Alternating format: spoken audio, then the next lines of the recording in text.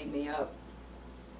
That freed me up, that big picture view, that I don't have to try to be bigger than these things, that I can realize they exist and I exist in the non-physical, and in the non-physical, it's all equal.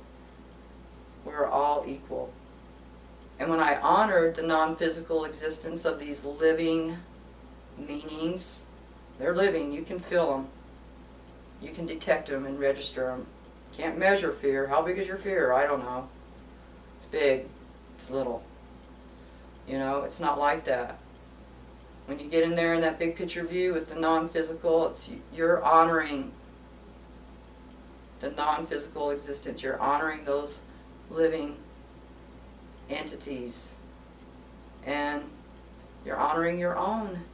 When you acknowledge that, you can't help but honor your own non-physical existence, because that's where that conversation is taking place. That's where that exchange and that communication is taking place. It's not taking place in the body.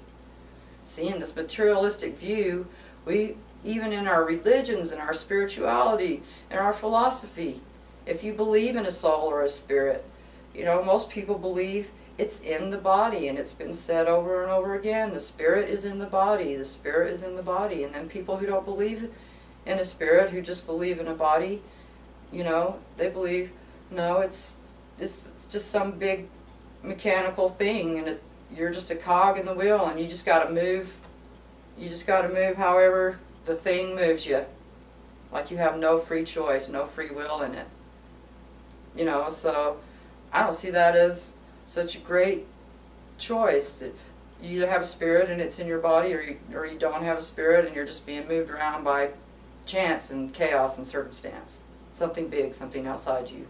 Which, by the way, chance, circumstance, chaos, non-physical. They have physical expressions, but they're not physical. So I got beyond the two choices, you know. One of the things I've been seeing in the big picture is, instead of looking at things in this either-or situation, I'm looking at them in the both and, you know, including everything. And I thought, it's pretty simple, you know. It's pretty simple. When you think of, you know, the non-physical life, the life of the mind and the life of the spirit, the thinking self, the feeling self, the meanings. When you think of that, and you think of it as a constant movement, you can think of it as like a stream. And the physical body is like a colander, you know. It's like a filter that you put down in the stream. And the stream of spirit or consciousness or thought is moving through the body. It's moving through the colander. Just like the colander fills up, it's filled up, and there's water in it when you put it in the stream. Well, that water is moving through it.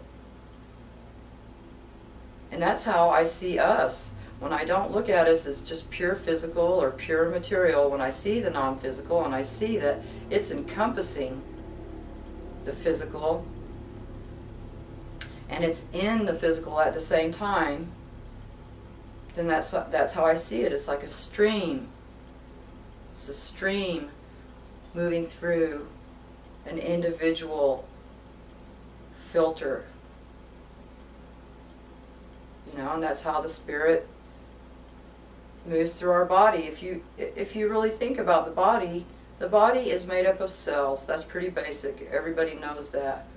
But there is a fact about how our cells are made up, you know, that people probably aren't aware of. You know, we know that our cells are little individual units that have cell walls around them, but those walls aren't solid. They're not solid. It's weird. It's like a bunch of little fingers grouped together in like a sphere, and they're just held tight together through attraction. They are not solid. It's what they call semi-permeable, so liquid can flow through them, and different nutrients and stuff can flow into them and flow out of them. It's the same if you think about our skin. Our skin is absorbent. It's semi-permeable. It's absorbent. Stuff can get in. So Really, I mean, the body really is like a filter, like that colander that you put it in the stream.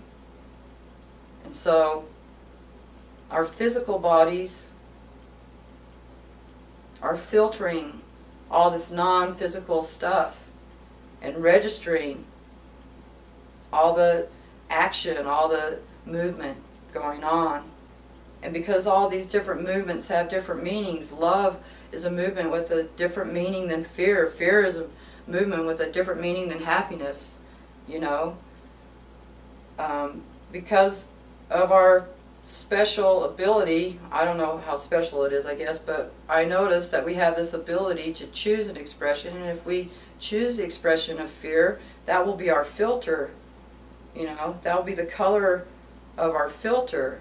And as the meanings of that flow through, will be filled, our colander is filled with that expression, with that fear or depression or hopelessness or love or peace or happiness. If our filter, you know,